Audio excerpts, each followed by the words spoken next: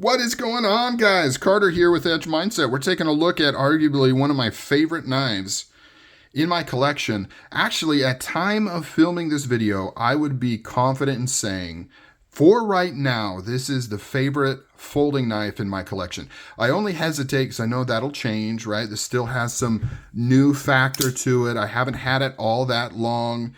And once it's been in my collection a while, it'll probably shift down a little bit. For right now, it's like my favorite knife, which is interesting for those that have been following me for a long time, because historically, Hinderers have never been my favorite brand. In fact, I completely avoided them for a decade, right? I kind of got into the hype when they first launched back in, 14. I don't know about first launch, but when they first started to really grow and get big and stuff, back when they actually wouldn't flip correctly, and nobody could get their hands on them.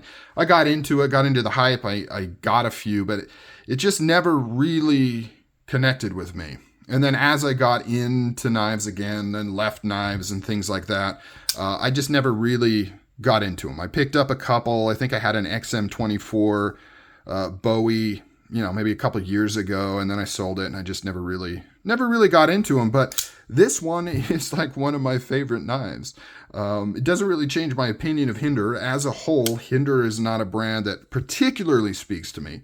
But I love this knife. So we're gonna talk about it more in detail. I did an unboxing on it, and I didn't really go over it with what it deserves, being such an amazing knife that it is. So we're gonna do that today. Let's do some specs. I struggle doing specs on a knife like this. The XM-24 is not a new knife. It's been out for a long time, and the overall length and things is the exact same as it's always been.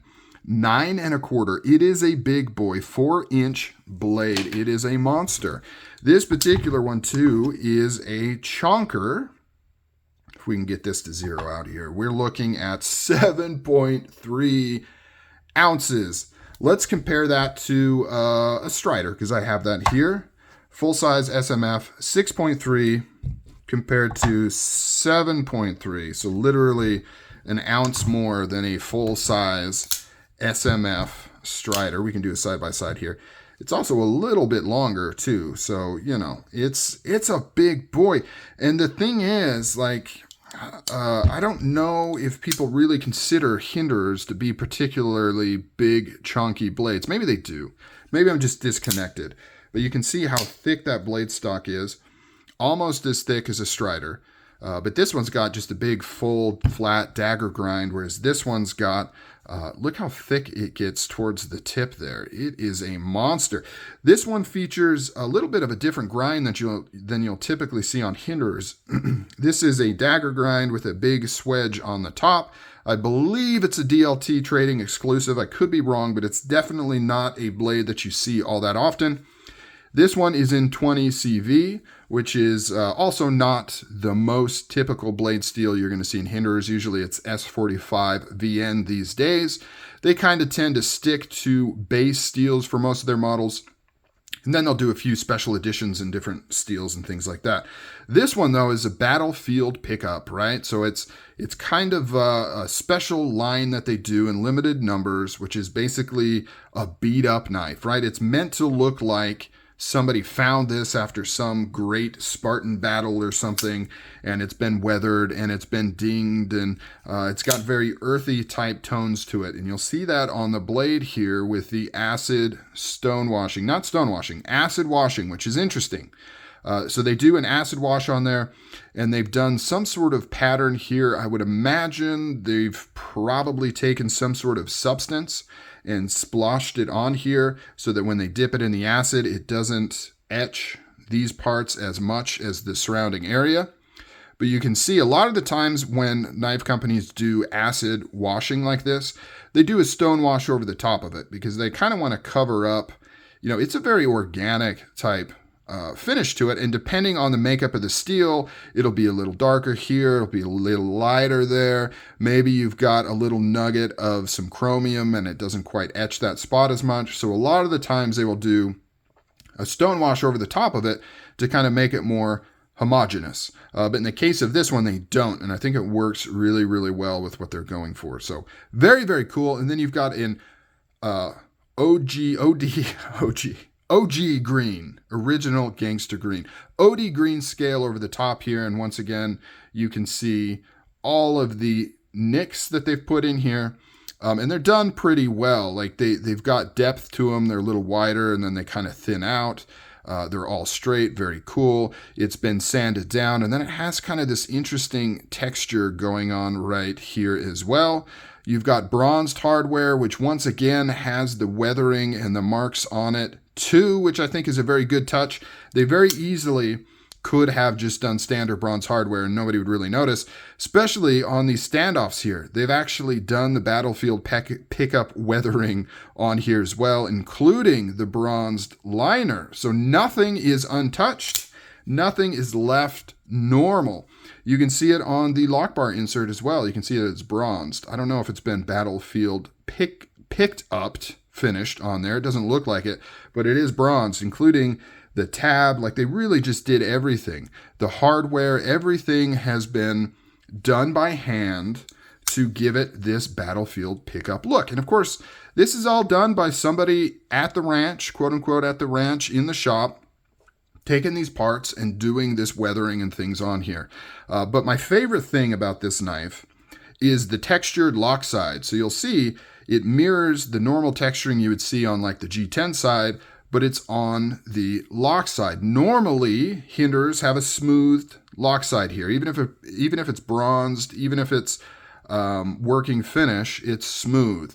But occasionally they'll do a textured lock side. And this particular version, which was part of the 2024 Christmas drops at DLT Trading, also includes texturing on here, and it's got kind of this cool multi-layered bronzing going on. You can see it's got some gouges in it, some weathering done on it as well, some scratching, which is not as deep as on the G10 side. But you'll also notice this was all done pre-anoding, right? So they didn't anodize it and then scratch it up. They scratched it up and then anode it. So you kind of get this two-tone bronze finish on here. Looks like, especially with this pocket clip, but I think here too, it started as like a working finish and then they scratched it up and then they anodized it, which kind of gives it that look there. And you can see it's got pock marks that are done on the posts here for the hardware. Very, very cool. Now this one is still running on the stock bearings. The only reason I haven't switched it to washers, which is what I prefer, is I've got some skiff thick washers on the way, and I'm just going to install those bad boys. So I'm patiently waiting for those to come in.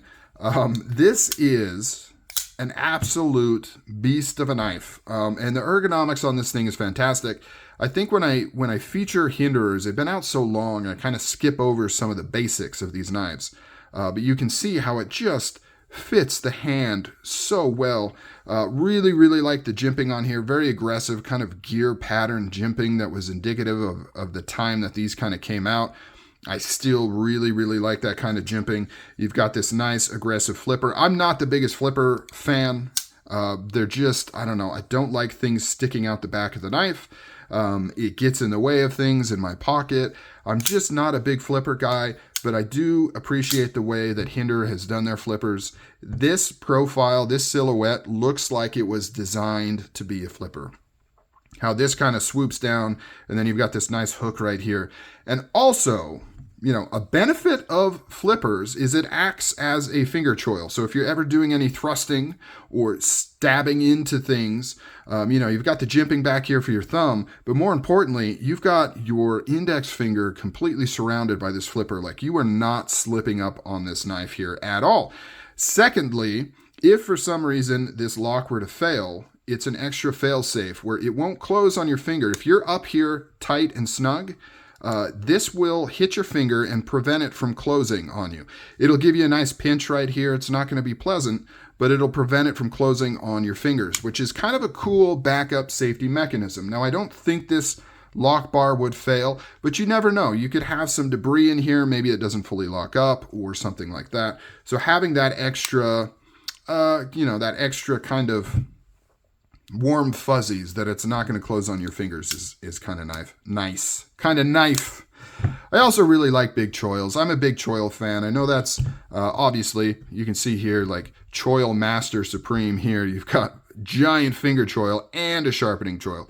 I know not everybody appreciates that because it cuts into your cutting length of the blade. For me, that's a non-issue.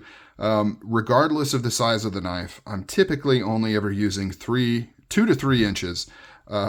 Insert joke there. That's all I ever really need is 2 to 3 inches to get the job done, right? I'll stop right there. For me anyways, and having a big handle though gives me control over those 2 or 3 inches, so that I can precisely get it where I want to go. And you got this nice choil you can choke up and give you even more kind of purchase on there. But I know that's not for everybody. Some people like to maximize that blade length, and they would prefer if you only have that much cutting length, which is approximately 3.5 inches, they would say, well, for only 3.5 inches of cutting length, I would prefer a much smaller knife, kind of like this Chavez here, right? Which, essentially has a similar cutting length. The 24 has a little bit more, but it's substantially smaller in overall length. And I get that. And that's preference. That's why we love these knives, man. You can like what you like. I like what I like. We can all hopefully get along. So that is an overview of arguably one of my favorite knives in my collection. Top 5, absolutely. Right now, probably top 1 or 2. That may change, as time moves on. But this thing is just really, really cool. Now, most Hinderers, I could take them or leave them. But this Battlefield pickup line I really like. I will say one thing, though. I don't know. I wish they would do more stuff like this.